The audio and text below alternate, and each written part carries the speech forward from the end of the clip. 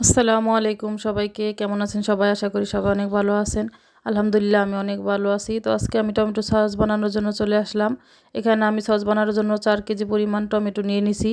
টমেটোগুলোকে আমি ধুয়ে ভালো করে এরকম লম্বা, লম্বা স্লাইস করে কেটে নিছি। এখন আমি এখানে 1/2 কাপ পানি দিয়ে ঢাকনা দিয়ে ঢেকে 15 মিনিটের মতো রান্না করে সিদ্ধ করে নিব টমেটোগুলোকে। তো 15 মিনিট পর আমি ঢাকনাটা তুলে নিলাম। আমার টমেটোগুলো কিন্তু মোটামুটি খুব ভালোভাবে সিদ্ধ হয়ে গেছে। তো আমি একটু নেড়ে চেড়ে দিয়ে তারপর চুলার জালটা আমি অফ করে দিব। কারণ টমেটোগুলোকে আমি সম্পূর্ণভাবে ঠান্ডা করে নিয়ে তারপরে এটাকে ব্লেন্ড করে নিব।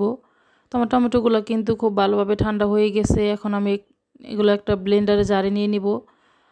তো ব্লেন্ডার করার আগে কিন্তু খুব ভালোভাবে ঠান্ডা হয়েছে কিনা এটা চেক করে নেবেন।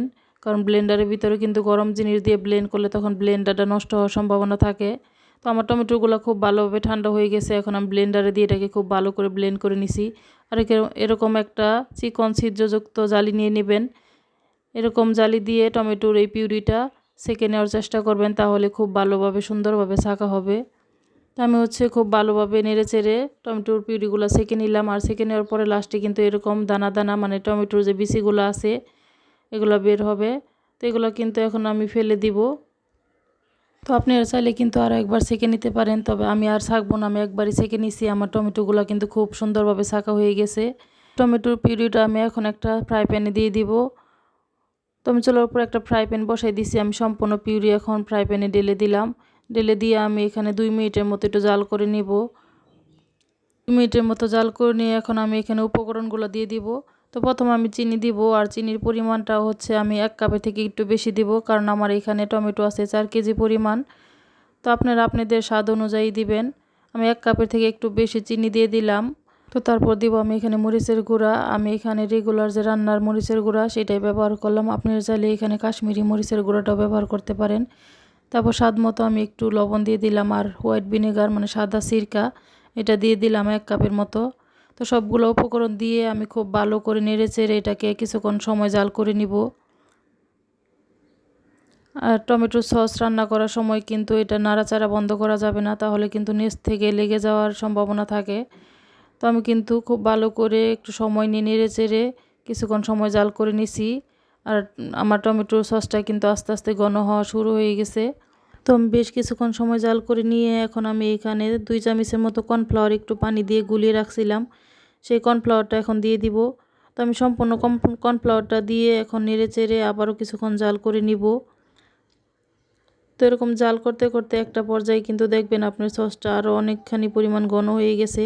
এখন একটা প্লেটে আমি একটু সস নিয়ে দেখব আমার সসের ঘনত্বটা ঠিক আছে কি না। তো আমি একটা প্লেটে একটু সস নিয়ে তারপরে এখন সব প্লেটটাকে একটু কাত করে নিচের দিকে ধরবো, তাহলেই দেখা যাবে যে আমার সসটা কিন্তু দেখেন খুব তাড়াতাড়ি নিচের দিকে চলে আসছে। তার মানে আমার সসটা এখনও পারফেক্টভাবে হয় নাই। তো এই পর্যায়ে এসে এখন আমি এখানে ভাজা জিরার গুঁড়া দিয়ে দিব। তো এটা অপশনাল, আপনারা চাইলে দিতে পারেন, আর ভালো না লাগলে নাও দিতে পারেন, তবে আমার কাছে ভালো লাগে তাই আমি দিয়ে দিলাম।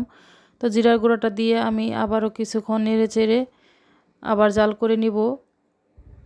তো এখন আমি কিন্তু আবারও একটা প্লেটে একটু সস নিয়ে তারপর প্লেটটাকে একটু কাত করে ধরলেই বোঝা যাবে যে আমার সসটা পারফেক্টভাবে হয়েছে কিনা। তো এই দেখেন আমার সসটা কিন্তু এখন খুব তাড়াতাড়ি নিচের দিকে নামছে না, তার মানে আমার সসটা কিন্তু এখন পারফেক্টভাবে হয়ে গেছে। তো এখন আমি চুলাটা অফ করে এখন এটা সম্পূর্ণভাবে ঠান্ডা হওয়ার জন্য রেখে দিব, কারণ এটা ঠান্ডা হওয়ার পর কিন্তু সসটা আরও অনেক বেশি ঘন হয়ে যাবে। তো এই তো দেখেন মাশাল্লাহ আমার সসটা কিন্তু ঠান্ডা হওয়ার পরে আরও অনেক বেশি ঘন হয়ে গেছে, আর কালারটাও কিন্তু অনেক অনেক বেশি সুন্দর আসছে। তো আমি মনে করি দোকান থেকে এত দাম দিয়ে সস কিনে খাওয়ার থেকে বাসায় কিন্তু খুব সহজেই তৈরি করা যায়। দোকানের থেকে অনেক বেশি মজা হয় এই সসটা, আর খুবই অল্প কিছু উপকরণ দিয়ে কিন্তু তৈরি করা যায়।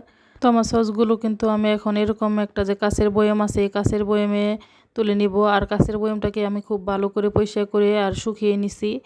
বয়ামের ভিতরে কিন্তু কোনো প্রকার পানি থাকা যাবে না, তাহলে কিন্তু সসটা ভালো থাকবে না, নষ্ট হয়ে যাবে। তো সম্পূর্ণভাবে পানি মানে শুকিয়ে নিছি আমি।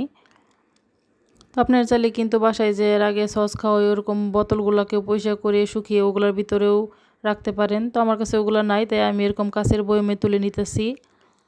তো এক বয়াম কিন্তু আমার হয়ে গেছে, এখন বাকি আরেকটা বয়াম আছে, এখানেও আমি সসটুকু তুলে নিব। তো আমি সম্পূর্ণ সস কিন্তু 2টা বয়ামে তুলে নিলাম। আর আমি 4 কেজি টমেটো থেকে কিন্তু আমি এরকম বয়াম দিয়ে 2 বয়াম হচ্ছে আমি সস পাইছি। তারপরেও আলহামদুলিল্লাহ আমার কাছে ভালো লাগছে, কারণ দোকানের কিনা সসের থেকে এই সস কিন্তু খেতে অনেক বেশি মজা আর স্বাস্থ্যকর। তো আপনারা চাইলে কিন্তু বাসায় খুবই অল্প কিছু উপকরণ দিয়ে এভাবে করে সস তৈরি করে নিতে পারেন। তো আশা করি আমার ভিডিওটা আপনাদের কাছে ভালো লাগছে। ভালো লাগলে প্লিজ আমার চ্যানেলটাকে সাবস্ক্রাইব করে দিন আর একটা লাইক দিয়ে দিন। তো ভালো থাকবেন, সুস্থ থাকবেন। আল্লাহ হাফেজ সবাইকে।